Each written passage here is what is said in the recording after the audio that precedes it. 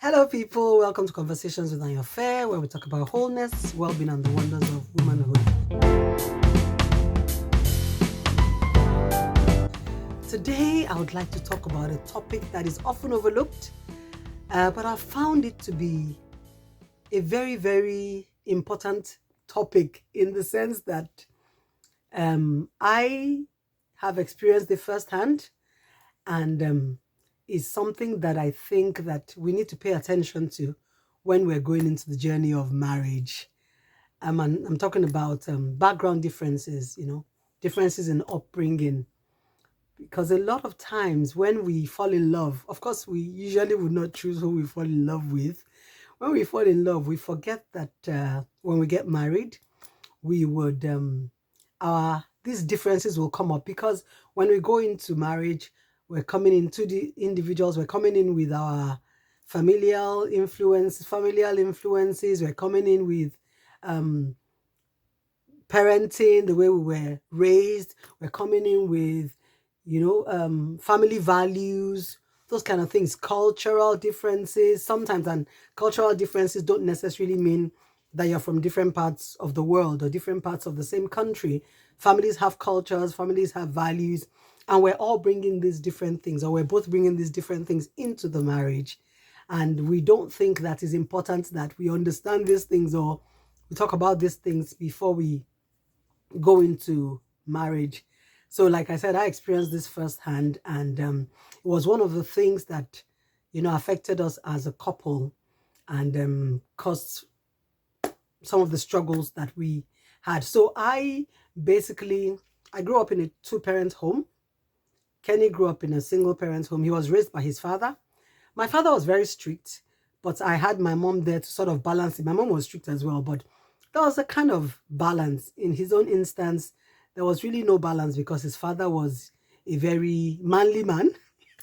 And, when I was talking about the issue with when we talked about making yourself vulnerable and all that, um, his father was a very tough person, and he just grew up being tough himself because that was what he knew. Also, the way we were raised, like, so my father was he was someone who really embraced tradition, but he also was quite Western in his thinking. He schooled abroad, and so growing up, we would eat at the dining table. And I grew up in Victoria Island.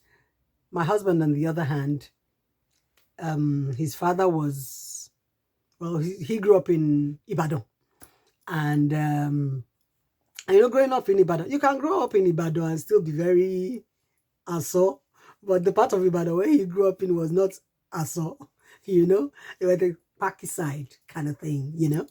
So anyway, uh, so there was also that. So a lot of these things affected the way that we parented our children, because I, because my father was quite Western in his ideologies, even though, yeah, he blended it quite well.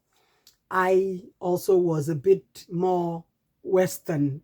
I don't know if that's the right way to put it, in raising the children. So, whilst I love my culture, I can be quite traditional in many ways. I also, a part of me, because of the way I was raised and where I was raised also. So growing up, we didn't used to go out. We were not allowed to go out. Omoges inside was what I was, My husband, on the other hand, grew up where he could explore everywhere, just keep going. So these differences, basically affected a lot of the things that we affected some aspect of our marriage. So whilst differences in background can enrich your marriage, it can bring a lot of diversity and depth into your marriage. It can also cause a lot of strain. It can affect the way you express your emotions even. It can also affect, um I've talked about the way you parent your children. It can also affect your communication style.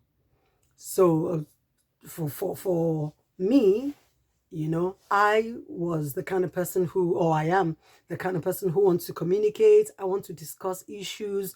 I always feel like there's a solution to every problem. Let's just sit down, talk about it. Kenny, on the other hand, was an avoidant. And for him, it was like my way or the highway, take it or leave it. Because that was how he grew up. That was how his father was. There was no balance. There was no woman in the picture. So, I mean, he had a mom, but he never lived with his mom. So he didn't grow up with his mom. So obviously, the way he knew was the way that his father raised him. And he brought that into the marriage. So sometimes we would have issues, and he didn't want to talk about those issues. He wanted to just push everything under the carpet. And for me, I felt it was important that we discuss these things, that we talk about it, find a solution together. He just couldn't make sense of that. So the difference in how we grew up, the differences rather in how we grew up was a big thing in my marriage. Although, when you look at it, because sometimes, when couples have misunderstandings and people say, or maybe you involve a pastor or a counselor and you're asked to talk about the causes, sometimes when you start talking about those things, even you start to feel a bit foolish because they don't seem like things that are serious enough to cause conflict in the marriage, if that makes sense. A pastor of mine years ago once talked about the fact that he grew up in a family where they would buy a loaf of bread and just tear it with their hands and dip the bread in tea. And his wife came from a family where I think her dad was, her mom was a professor, her dad was a lecturer in the university, something like that. And she came from a family where they would buy sliced bread and, they would sit at table, very modern sort of Western kind of upbringing as well. And for him, in the earlier stages of their marriage, that caused some friction because he wasn't used to that. And for him, he also didn't see why she needed to make a fuss about how the bread was cut. As long as the bread is cut, tear the bread. Let's eat the bread. That's the most important thing. Let's get into our mouth. So for him, he didn't see the need to have a conversation or to have to adjust. But for her, it was such a big deal. All still coming down to differences in background, differences in the way we're raised. I come also from a close-knit family with many children. I grew up with 9 siblings and cousins and all that. So my home growing up was always full. We had a lot of fun. Hubby, on the other hand, had a twin sister. I think at some point his father got married, so he had some step siblings, but they never even really lived together like that. So family was not a thing for him. But for me, family was such a big deal because that was how I grew up, and we're still like that till today. My family is very important to me. When we meet, when we hang out, it's like I don't want it to end, and that's the same way it is with my siblings. But for him, he didn't see the big deal. He didn't see the need to go. Okay, so we would go for family functions together, and 1 hour later, he's ready to leave. And I'm like, hello, what's happening here? Don't spoil my fun. I'm just starting. And he didn't see the need. For him, he felt that, oh, we had built our own family unit and we should just stick with that. But that was not how I was raised. I was raised in a big community, sort of. So I could not understand why it was such a big deal to him if I spend time with my family. He would call me and be like, where are you? And I'm like, I'm in VI, I'm in mom's house. And I'm like, be on your way home now. And I'm like, why is this man just cramping my style? And that would be a big deal. It would cause a misunderstanding because for him, he grew up with one sibling. They were not even particularly close. By the time I met him, they didn't even used to see eye to eye on anything. They were always having altercation. So these things, they may look like they're not big deals, but they're actually big deals because at the end of the day, these differences in upbringing, differences in background will then creep into how we communicate. So I'm resentful because he just doesn't see my point. He's resentful because this woman just doesn't understand me.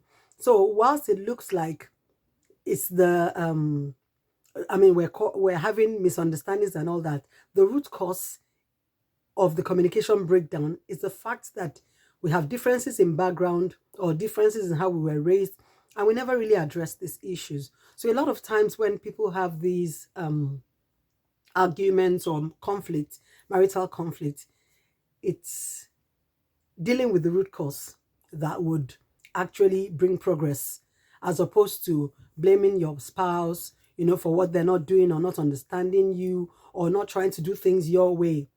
So in our case, we didn't really deal with the root cause. I can't remember a time that we actually sat down to address the fact that a lot of this or some of this conflicts came about as a result of the way we were both raised. We were raised totally in different ways, and we never found a meeting point, a place where those differences could sort of align and start our own culture, maybe in our own new family.